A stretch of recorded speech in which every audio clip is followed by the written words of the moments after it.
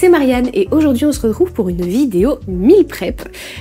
puisque eh bien le petit bébé sera là dans pas très longtemps, donc on voulait se préparer un petit peu pour avoir un maximum de plats déjà prêts, surtout dans notre congélateur, et d'avoir juste à faire réchauffer puisque je pense que les premières semaines on va être bien occupé à apprendre plein de nouvelles choses avec ce petit bébé, donc on voulait se préparer un petit peu et être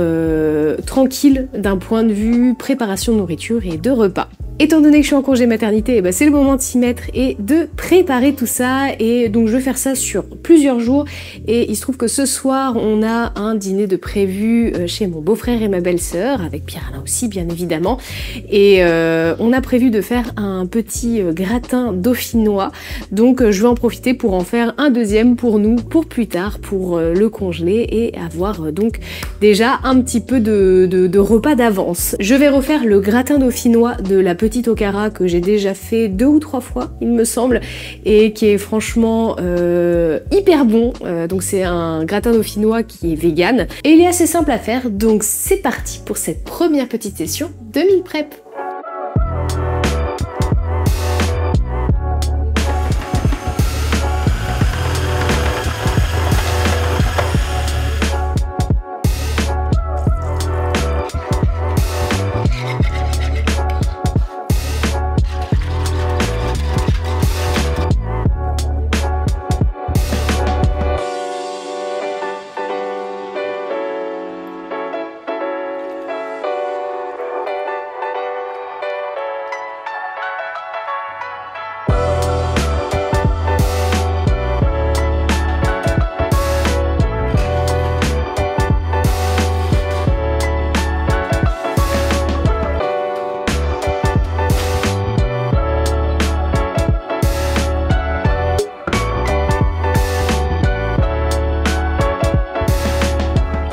Deuxième jour de cooking, et aujourd'hui je vais préparer des cannelloni ricotta épinards. À la base, je vous avoue que je voulais un petit peu plus optimiser mon temps en cuisine, mais il y a tellement de trucs qui se passent en ce moment, des rendez-vous à droite, à gauche, etc., que c'est un petit peu dur de monopoliser vraiment 2 heures ou voire un peu plus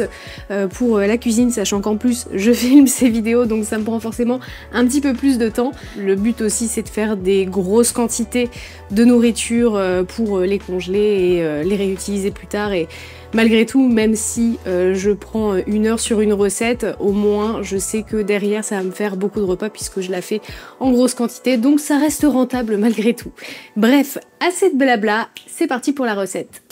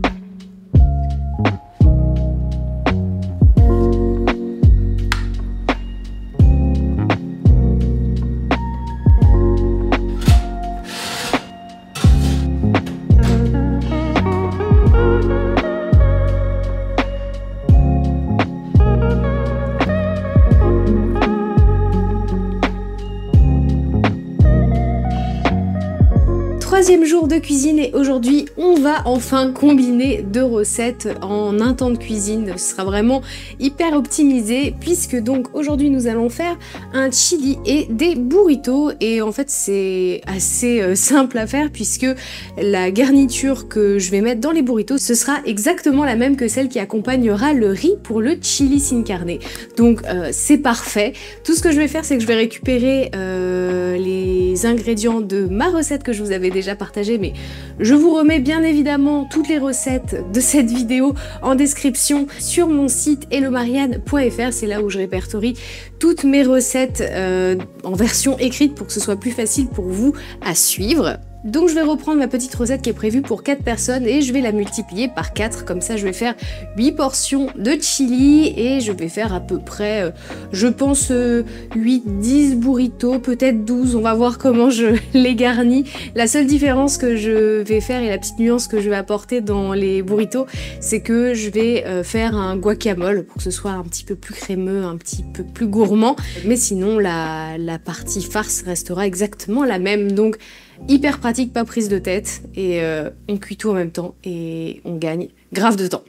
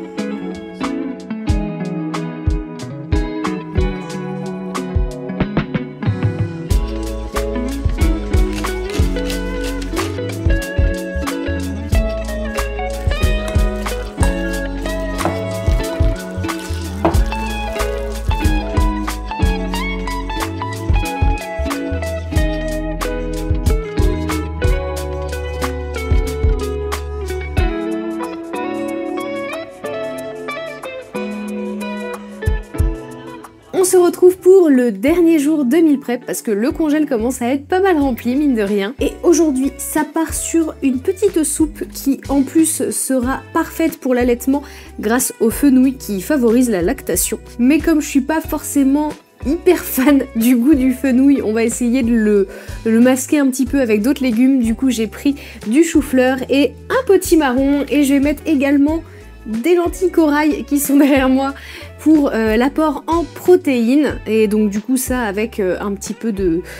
pain ce sera très bien. Une astuce que j'aime beaucoup faire pour les soupes congelées, c'est de les mettre dans des petits récipients genre bac à glaçons ou moi j'aime bien utiliser aussi mes moules en silicone pour faire mes muffins et du coup ça fait des petites portions qui sont beaucoup plus faciles à réchauffer à la casserole et à faire décongeler, donc c'est vraiment parfait. Et puis pour stocker aussi c'est quand même assez pratique. On va préparer tout ça et bien évidemment à la fin de la vidéo je vais vous montrer un petit peu tous les Tupperware parce que c'est quand même assez satisfaisant d'avoir préparé toute cette nourriture. Je sais qu'on sera tranquille pour un moment pour les jours de flemme, donc c'est nickel. Et allez, au boulot maintenant.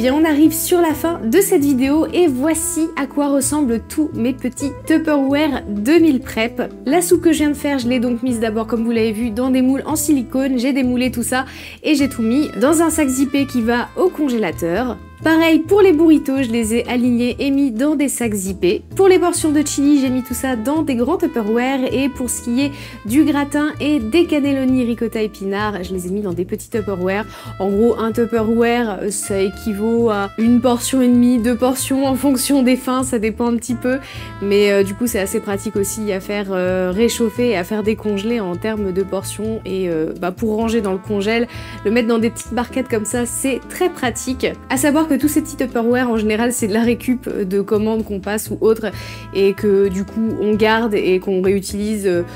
pour stocker nos restes dans notre frigo habituellement, mais du coup là j'ai tout vidé du frigo et j'ai fait en sorte d'avoir tout à dispo pour pouvoir tout mettre,